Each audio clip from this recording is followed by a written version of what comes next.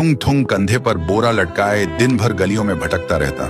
इधर उधर पड़ी प्लास्टिक की बोतलें और पुरानी चीजें उठाता रहता। फिर शाम को उन्हें बेचकर 2 वक्त की रोटी कमाता। थुंग थुंग अपनी बीवी और बच्चे के साथ एक टूटी हुई झोपड़ी में रहता था। गरीबी इतनी थी कि कभी कभी नमक रोटी भी नसीब नहीं होती थी। भूख मिटाने के लिए पेड़ों के पत्तों का सहारा लेना पड़ता। फिर भी थुंग थुंग ने कभी चोरी का सहारा नहीं लिया। एक दिन थुंग थुंग थका हारा श्मशान के पास बैठा था। शाम ढल चुकी थी और हवा में जले हुए लकड़ों की बू थी। तभी उसे मिट्टी के नीचे से हल्की सी रोशनी चमकती दिखी। वह धीरे से उठा और मिट्टी खोदने लगा। कुछ ही देर में उसे जमीन के अंदर से एक पुराना सा लोहे का घंटी वाला दिया मिला। जैसे ही उसने उसे उठाया, एक भारी आवाज गूंजी, जो भी इस दिए को जगाएगा उसकी हर इच्छा पूरी होगी, लेकिन बदले में उसकी सबसे प्यारी चीज चली जाएगी। थुंग थुंग का दिल जोर जोर से धड़कने लगा। वह मन ही मन सोचने लगा, सबसे प्यारी चीज मतलब क्या? वह घर लौटा और बीवी को सब बताया।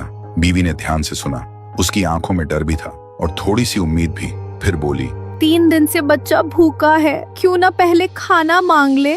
थुंग थुंग ने कांपते हाथों से दिया जलाया और धीरे से बोला, हे दिए, मेरे भूखे बच्चे के लिए अनाज दे दो, बस पेट भर खाना दे दो। अचानक पूरी झोपड़ी अनाज और रोटियों से भर गई।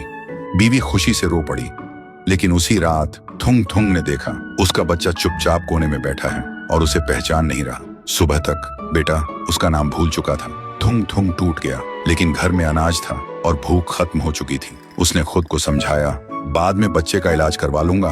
फिर उसने सोचा, एक और बार इस्तेमाल कर लेता हूँ। इस बार उसने मांगा, हे दिए, पक्का मकान और दुकान दे दो। पलक झपकते ही टूटी झोपड़ी की जगह एक सुंदर पक्का घर बन गया और बगल में भरी हुई दुकान खड़ी थी।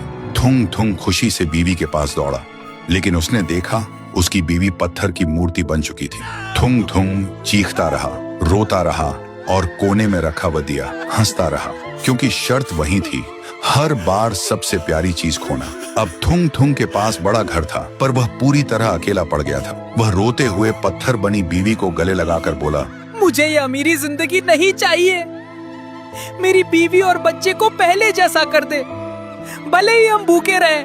दिए की हंसी अचानक रुक गई। एक तेज रोशनी हुई। जब रोशनी हटी, न पक्का घर था न अनाज का ढेर। फिर वही पुरानी टूटी हुई झोपड़ी थी, लेकिन सामने उसका बच्चा खेल रहा था और बीवी मुस्कुरा रही थी।